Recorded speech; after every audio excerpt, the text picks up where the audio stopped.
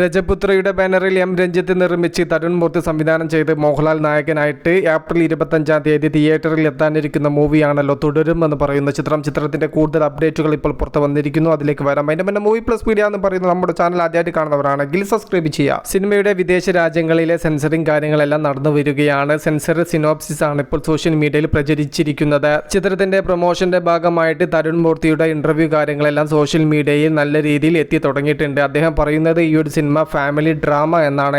എന്നാൽ വിദേശത്തേക്ക് പോയ സിനോപ്സിസിൽ നിന്നും വ്യക്തമാവുന്നത് സിനിമ ഒരു ഫാമിലി ത്രില്ലർ എന്നാണ് അതിൽ കാണിച്ചിരിക്കുന്നത്. വിദേശ രാജ്യങ്ങളിൽ ചിലയിടത്തെല്ലാം സെൻസറിംഗ് കാര്യങ്ങളെല്ലാം പൂർത്തീകരിച്ച സിനിമയ്ക്ക് നല്ലൊരു ഇൻസൈഡ് റിപ്പോർട്ട് തന്നെയാണ് ഇപ്പോൾ പുറത്തേക്ക് വന്നുകൊണ്ടിരിക്കുന്നത്. ചിത്രം ഫാമിലി ത്രില്ലർ ആണോ അല്ലെങ്കിൽ ഫാമിലി ഡ്രാമയാണോ എന്നൊക്കെ നമുക്ക് 25 സിനിമ കണ്ടതിന് ശേഷം പറയാം. സിനിമ 25 രാവിലെ 10 മണിക്കാണ് ആദ്യ ഷോ ആരംഭിക്കുന്നത്. ആശീർവാദ് സിനിമാസ് ആണ് ഈ ഒരു സിനിമ കേരളത്തിൽ വിതരണത്തിന് എത്തിക്കുന്നത്. API ഫിലിംസ് ആണ് കേരളത്തിന് പുറത്ത് ഇന്ത്യയിൽ ഈ ഒരു സിനിമ വിതരണത്തിന് എടുത്തിരിക്കുന്നത്.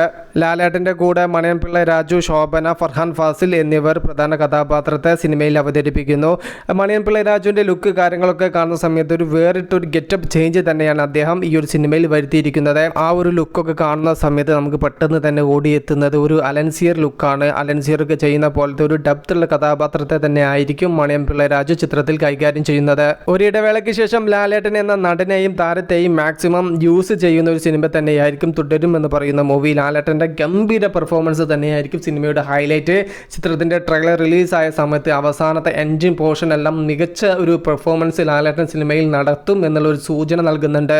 ആദ്യ ഷോ കഴിഞ്ഞ് ദൃശ്യം പോലത്തെ ഒരു എക്സ്ട്രാ ഓർഡിനറി പോസിറ്റീവ് റിപ്പോർട്ടാണ് സിനിമ നേടിയെടുക്കുന്നതെങ്കിൽ 150 കോടിക്ക് മുകളിൽ നിന്നും സിനിമയുടെ കളക്ഷൻ എണ്ണി തുടങ്ങിയാൽ മതി. അത്തരത്തിൽ കുടുംബ പ്രേക്ഷകരുടെ ഒരു കുത്തൊഴുക്ക് തന്നെ നമുക്ക് തിയേറ്ററിലേക്ക് കാണാൻ വേണ്ടി സാധിക്കും. ഈ ഒരു വെക്കേഷൻ കാലഘട്ടത്തിൽ കുടുംബ പ്രേക്ഷകർക്ക് മാക്സിമം എൻജോയ് ചെയ്യാൻ പറ്റുന്ന രീതിയിലുള്ള ഒരു മികച്ച സിനിമ തിയേറ്ററിൽ ഇല്ല എന്നുള്ളത് ശ്രദ്ധേയമാണ്. ഷൂട്ട് തുടങ്ങുന്നതിന്റെ മുന്നേ സിനിമയുടെ അണിയറ പ്രവർത്തകർ എന്താണോ ഉദ്ദേശിച്ചത് ആ ഒരു ലെവലിലേക്ക് പോസ്റ്റ് പ്രൊഡക്ഷൻ വർക്കുകൾ കംപ്ലീറ്റ് ആവുമ്പോൾ സിനിമ എത്തപ്പെടട്ടെ എന്നാണ് നമുക്ക് പറയാനുള്ളത്. കുടുംബ പ്രേക്ഷകർ ഒന്നടക്കം ആഘോഷിക്കുന്ന ഒരു സിനിമയായി തീരാൻ തുടരും എന്ന് പറയുന്ന സിനിമയ്ക്ക് സാധിക്കട്ടെ. Okay, by.